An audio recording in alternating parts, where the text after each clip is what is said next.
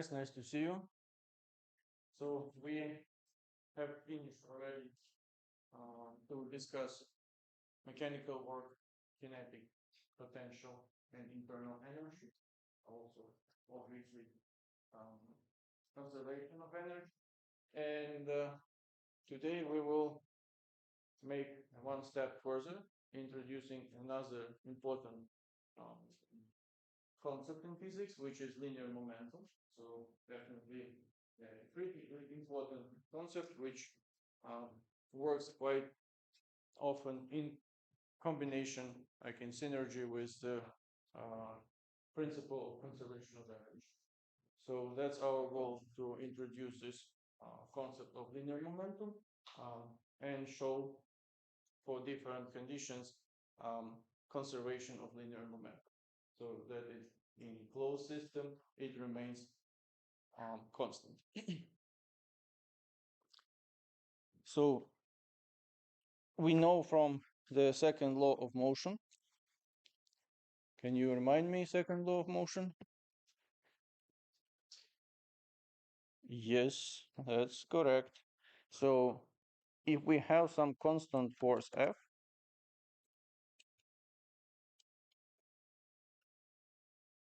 so obviously it will result in constant acceleration. Then in general, for average acceleration, how we can represent it? We can write that acceleration is equal, well, to delta V over delta T, yes, so we can just make it a bit more general, so we will write down V2 vector, bless you, minus V1 vector divided by, here we can write delta T. So as you mentioned, we have this form of second law of motion, that force vector is equal to m times acceleration. So taking this into account, this form of acceleration for like average acceleration, we can write that it is equal to mass times v2 vector minus v1 vector divided by delta t. So from here, we can move this delta t to the left side. So we have f vector times delta t will be equal to m times v2 vector minus v1 vector. So now, if we introduce a new parameter, which is linear momentum, so it's small p, equals to mass times velocity. So obviously these guys are vectors. We see that the product of force, which is applied to the body, time and interval of time during this force was acting, which actually denote as an impulse of force, is equal to the difference. So we can maybe even write it like this. It will be mv2 vector minus mv1 vector. And taking into account this new parameter, we can write that it's p2 vector minus p1 vector. So we see that this impulse of force, which is the product of force vector and time interval during which the force was exerted on the body, is equal to the change of newly introduced linear momentum vector. So that is important thing to remember, and we can also introduce, like, consider the units for linear momentum vector. So units for p, this will be obviously what we have here. We have mass and velocity. So that will be kilogram times meter per second. So this is the unit for linear momentum. And obviously, if we consider some limit when time difference delta t is approaching to zero, so we can consider limit delta t approaches to zero, we can represent force F is equal to, from our final equation, this will be delta P vector over delta T. But at this limit delta T approaches to zero, we can go to the first derivative. So in this case, we write that force vector is equal to first derivative of linear momentum vector, bless you. And this in turn we can write as mass times first derivative of velocity vector, which is obviously instantaneous acceleration. So we kind of rewrote the second law of motion. So actually we can represent second law of motion also in this form in terms of linear momentum vector. So force is equal to first derivative of linear momentum vector over time. Okay.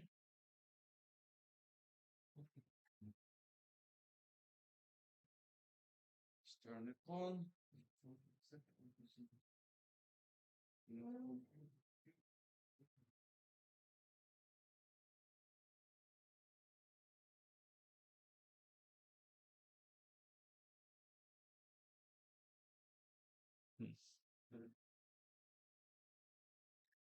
Obviously, it's not always the case when we have um, constant force. So we need some light, I guess.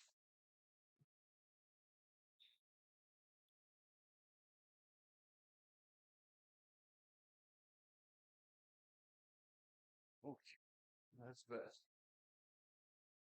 So if the exerted force is a function of time, then we obviously need to take this into account. So in that case, if we have force F as a function of time,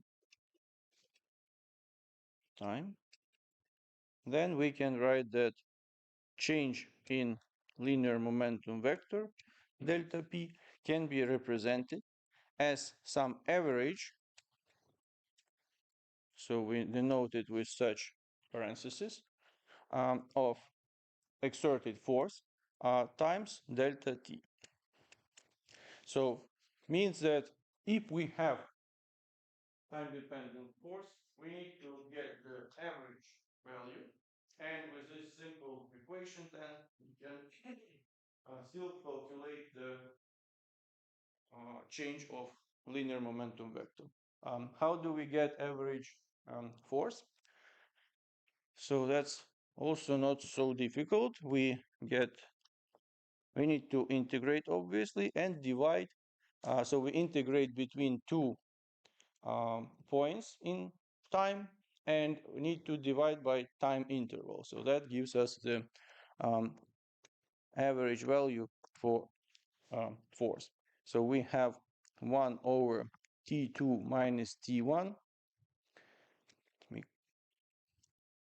minus T1. Here we have integral from T1 to T2, our force as a function of time, dt.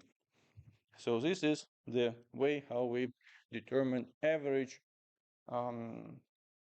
force which is exerted on the body. And with this, we still can calculate change of um, linear momentum in interval of time delta t.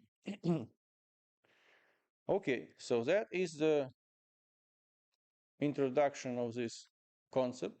And now we need to make one step further and show that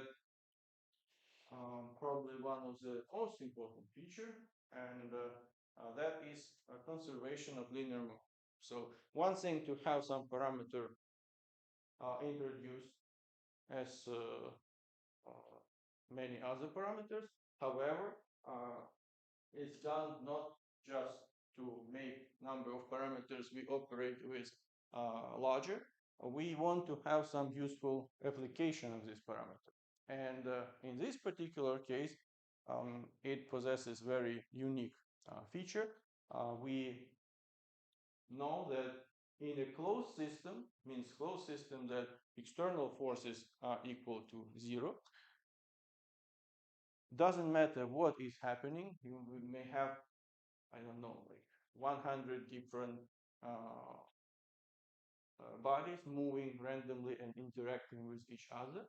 But regardless of this kind of chaotic picture, one parameter, which is linear momentum of the system in total, like net linear momentum, will remain constant. And that is quite an amazing feature, which can be very useful. So now we will try to prove that indeed for a closed system we get a constant linear momentum. So this purpose we will start from the most simple case when we have two bodies which interact with each other, and obviously they will be in a closed system, so external forces are equal to zero. So let us consider some body with mass m1, somebody with mass m2. They both are moving along axis x. Let's show it here. That's our axis x. This is the velocity vector for body 2. This is velocity vector for body 1. Let me draw it longer. V2, V1 vector. And obviously, since they possess both mass and velocity, they will also possess some linear momentum vectors. So we can write P1, P2 vectors.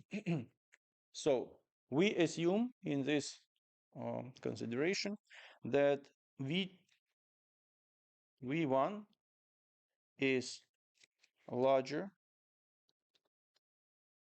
than V2.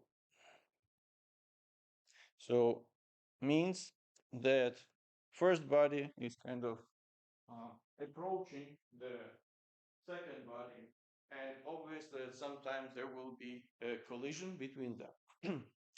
So second stage, so this is the first stage of our experiment. So second stage, these bodies are in contact with each other, so this collision happen. So we have small body, larger body, and obviously there will be some interaction between them. So here we have forces. So this will be F1, 2. Let's call it F1. And this will be F2, 1. Let's call it F2.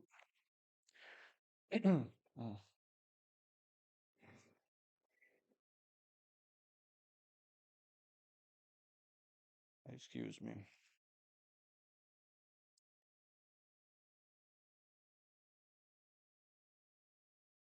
So what do we know about this interaction? So obviously it will not be a constant force. So once these balls will each like reach one another, the force will increase because they will push harder on each other, and then the force will go down. In this case, um, force will be time dependent, it will not be constant.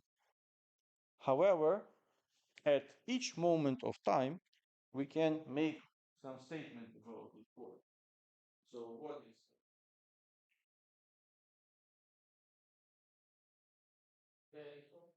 they are equal in magnitude and as shown here, opposite in direction. So that is coming from where? From where we know this? Third law of motion. Exactly.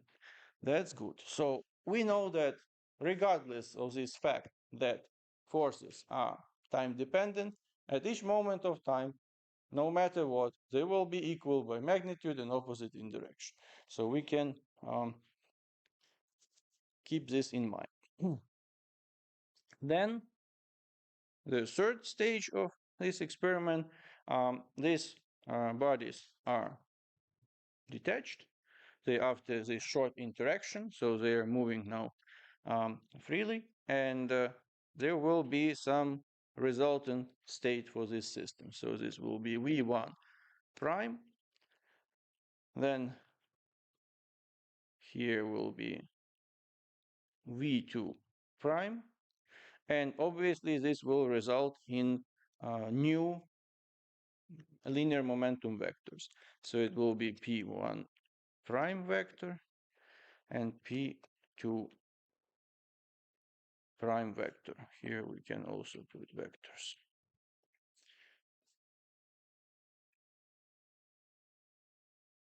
So what is our goal? To see how this, bless you, I see that it got colder outside already.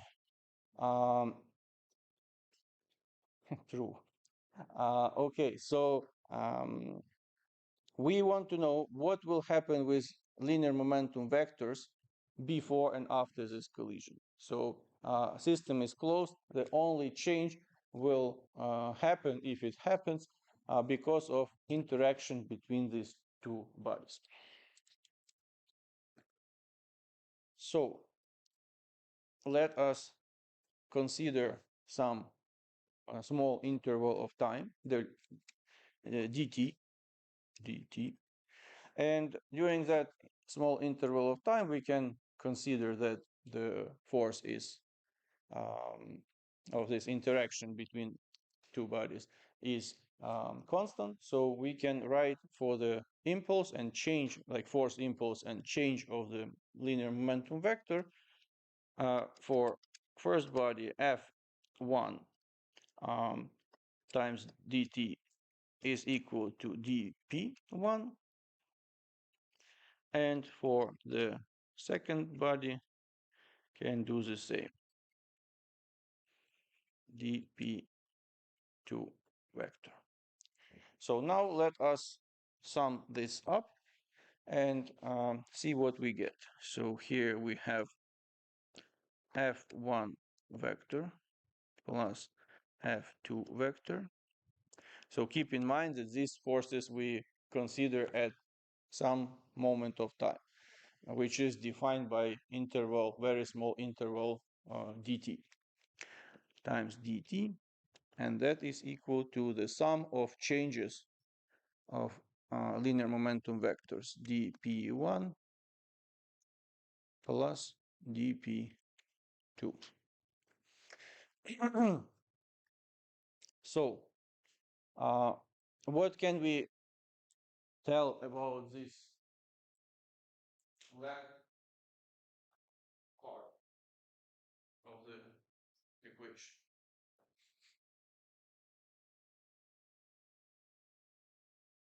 We mentioned something about these forces F1 and F2. So they are equal in magnitude and opposite in orientation. And if we sum up together, exactly, yeah, if we have sum of equal in magnitude but opposite in orientation, that will result in 0. So we can write, let's write it down here, F1 plus F2 will be equal to 0. So taking this into account, we will already show that within this very short interval of time delta t, like dt, we will have like no change in the linear momentum vector of the system, because the sum of these small changes, dp vector plus dp2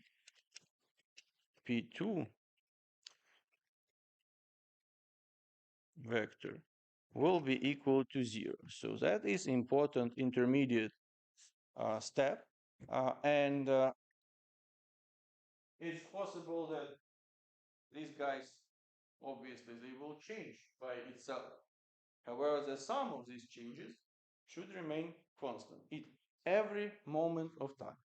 So, however, our consideration is confined by very short interval dt. So what if we want to consider some longer time interval? And in that case, we need to integrate these changes. So we integrate from 0 to delta t, some long interval delta t, dp1 plus integral from 0 to delta t dp2. Any suggestions what these integrals will give us, like sum of these two integrals?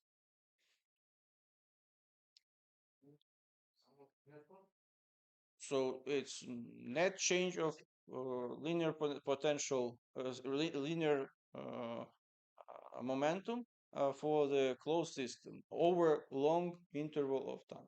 So someone mentioned that's equal to 0, and that's correct, because if at every moment of time sum will give us 0, then doesn't matter which interval we pick up. If we sum up zeros, they will give us 0. So that will be also 0, means that there is no, we can write here delta p1 vector plus delta p2 vector, and that will be equal also to 0.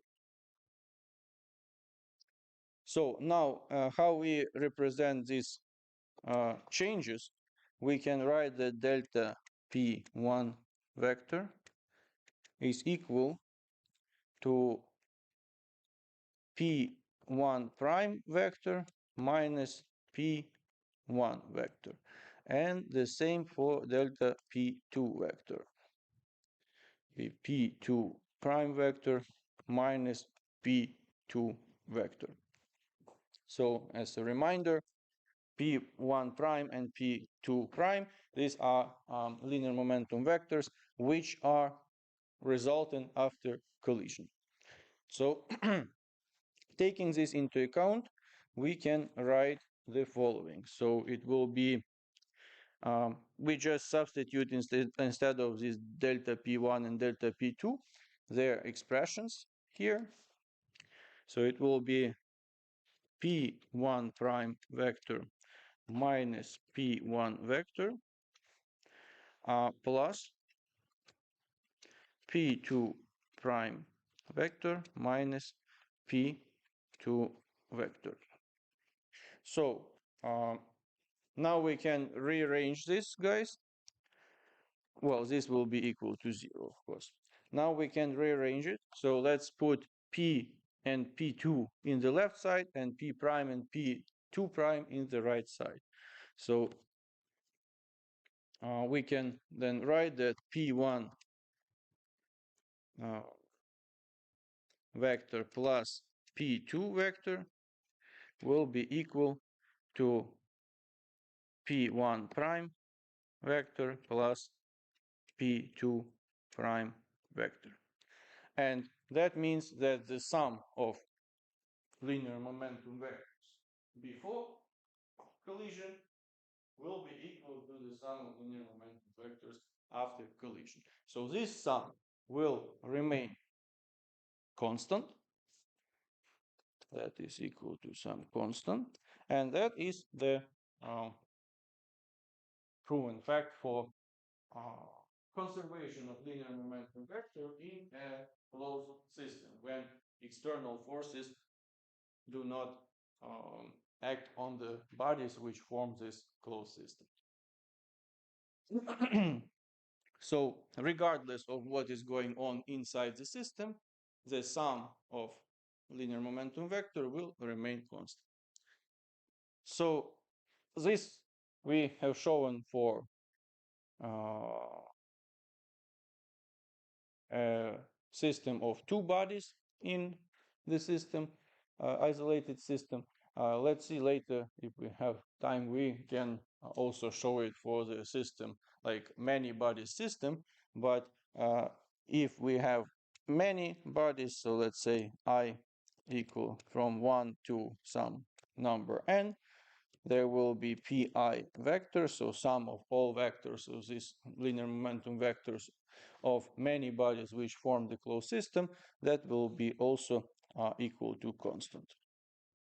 So that's also true for many body system, not only for two. So now, any suggestions what system can be a purely closed system?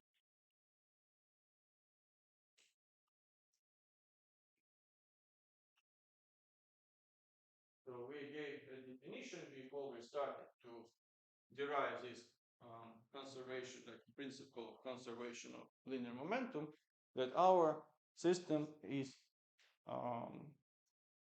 closed. So which system will be closed? No external forces, that's true. And how we can realize this? Huh? When the line of momentum constant doesn't change. Well, that is what actually happens in the closed system. Linear momentum vector, like some net linear momentum vector of the system doesn't change. However, we need to deal somehow with the closed system. And obviously it is quite challenging because everybody experiences on this, like planet Earth, for instance, experience the gravitational force, so it possesses some weight. So obviously it's external force, and that from one point of view could have already make this approximation not valid because it's not purely closed system. However, there are, so closed system, it should be somewhere in the interstellar space, far away from any object, where gravitational fields are negligibly small. And then if system is moving along a straight line with constant velocity, then we could consider such system as closed one. However, obviously in everyday life we don't deal with such cases, and that's why we do need to consider some approximations which still may work under our conditions. So there are three options we need to highlight here. So first one, it may be not really closed system, but again, if these external forces are compensated, then we can take into account this conservation of linear momentum. So what does it mean? If we have some object on a supporting surface, obviously we will have some weight mg, but this weight is compensated by reaction of the surface. So in that case, if we don't have any friction, we could consider such system as closed because external force is compensated, and it should obey the conservation of law of conservation of linear momentum. By the way, any ideas how do we get friction when we have rolling? Because somehow so far we're considering only sliding block over a surface. But what about a cylinder or some ball which is rolling over the surface? So in this case, there is one point with which this ball is in contact with the surface, but there is still so friction will be reduced quite a lot. However, there will be still some resistance. There will be still some static friction. So you will need to apply some force, some minimum force in order to start rolling this cylinder, for instance. So any suggestions why it's happening? Ah, yeah. No. Why it doesn't? So if you have just one point of contact between the surface and the cylinder, so why do you need some minimum force initial to start rolling this cylinder? Because if it's just one point, it should intuitively it should start rolling with any force which we apply, but that's not the case.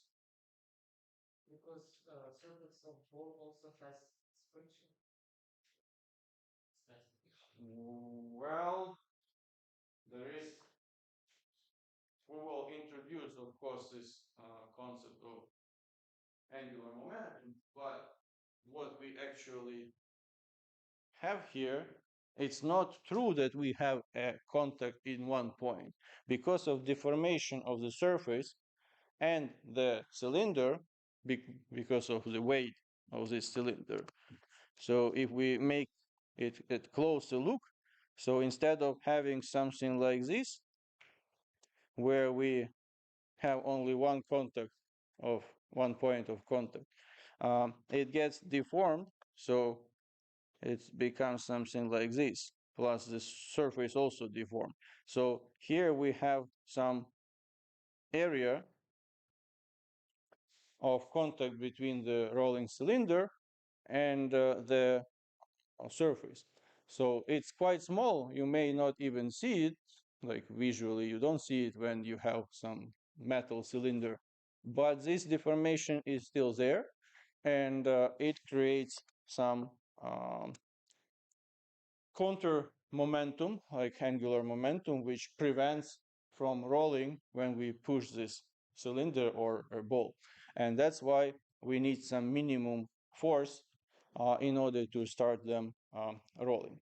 So that's some not apparent feature which you just need to know about to explain why rolling doesn't happen immediately when any force is exerted on the cylinder. So coming back to our topic, so there is another second moment when we still can apply this conservation of linear momentum.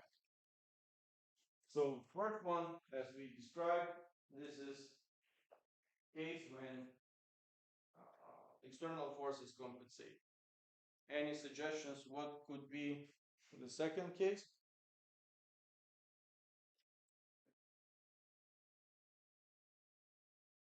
So external force ideally should be equal to 0.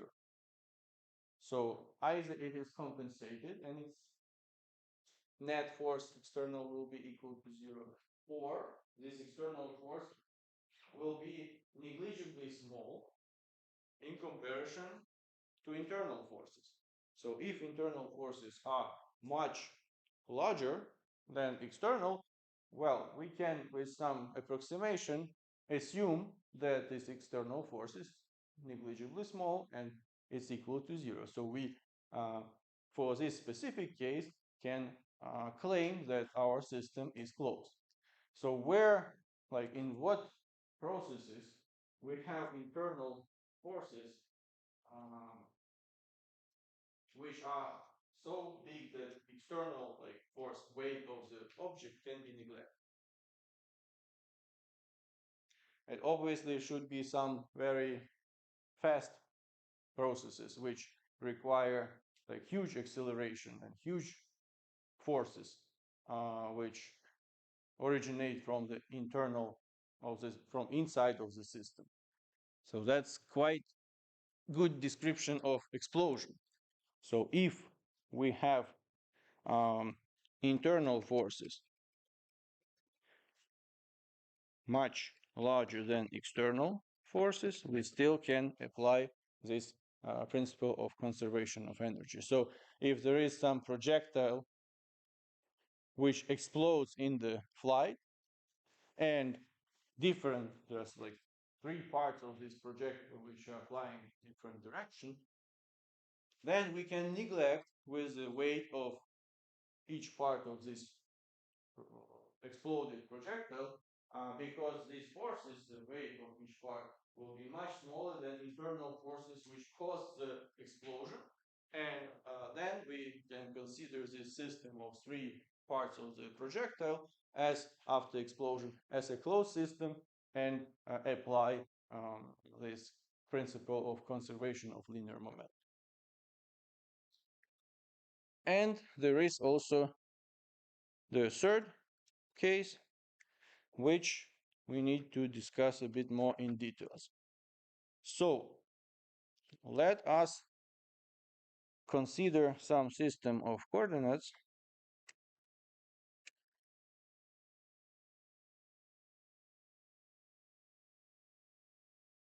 x, y, and so it could be some system. We don't draw the system in this system of coordinates, I mean system of bodies, but let us assume that there is some external force, let's say oriented along axis x, like this. So this is F external. This force is exerted from outside external environment on the system, like any arbitrary system of bodies. And it is with this case of external force which is exerted on this system, will it be possible to consider conservation of linear momentum or not? So our initial derivation of conservation of linear momentum was based on the statement that our system is closed, means there are no external forces exerted in the system. So according to this first statement, this system, when we have already external force exerted on the system, should not obey the principle of conservation of linear momentum. However, so in general, if we write in vector form, if we want to write, let's say we have two bodies, so p1 vector plus p2 vector, in this case will not be equal to constant. So that is true, we violate the main condition based on which we derive this principle of conservation of linear momentum. However, that is true only in general for vector form. Now let us take a look what we have here. If external force is, well, it can be oriented in any direction. It's just matter of how we pick up the system of reference, system of coordinates. So if we pick up system of coordinates in that way, that we have external force perpendicular to one of the axes, so we have here a right angle, that means what will be projection of this force on axis y? It will be zero. So there is no projection because it's oriented perpendicularly. So there is only projection of this force on axis x. Here it will be fx. So then, when we kind of split this external force applied to the system on two projections, we can write the following. We can write the principle of conservation of linear momentum along each of these axes. So let's first write the expression for axis x. So p1x plus, so we don't write vectors here because these are projections, plus p2x, that will be equal or not equal to 0. Sorry, not to 0, but to constant. No, because along this axis x, we have projection of external force on this axis. So in this direction, we cannot apply conservation of linear momentum. So we write that it's not equal to constant. So it does not remain constant, means it's not conserved. Bless you. However, yeah, you're welcome. So if we consider y-axis p1y plus p2y, then we see that projection is equal to 0, means in this direction of axis y, we can consider our system still as a closed system, means that external forces are not affecting on it. So means that the conservation of linear momentum is valid, and we can write that it's equal to constant. So means that you need to be very careful in either checking what is direction of external force or building system of coordinates in that way that external force will be perpendicular to either to one of the axes at least. So in that way, along this axis, which is kind of immune to the external force, along this axis, in this particular case axis y, we still can apply principle of conservation of linear momentum. So that's important and can be quite helpful under different conditions. So summarizing, so our today's discussion, we introduced a new concept, which is linear momentum. We have shown that change of linear momentum is equal to the impulse of force, means force times time interval during which this force was acting on an object. If we have time-dependent force, we need to find the average force, which is integral from one moment of time to another and divided by the time interval. And then we can use it also to determine the change of linear momentum vector, which will be equal to average force times time interval. So after introducing the concept of linear momentum based on a closed system of two bodies, we have shown that indeed linear sum, like net linear momentum of the system, closed system, does not change because of internal interactions and remains constant. So that's a really important statement. It's conservation of linear momentum. And we considered three cases when there is an approximation which brings our system closer to this closed system because it's some imaginary system closed, a purely closed system. So first is when external forces are compensated. Second, external forces are negligibly small in comparison to internal forces. And third, we need to be very careful in terms of orientation of external force. If there is some direction along which this projection of external force is equal to 0, we still can consider in this particular, only in this direction, the conservation of linear momentum. So thank you very much for your attention, and We will continue with collisions next time on Wednesday.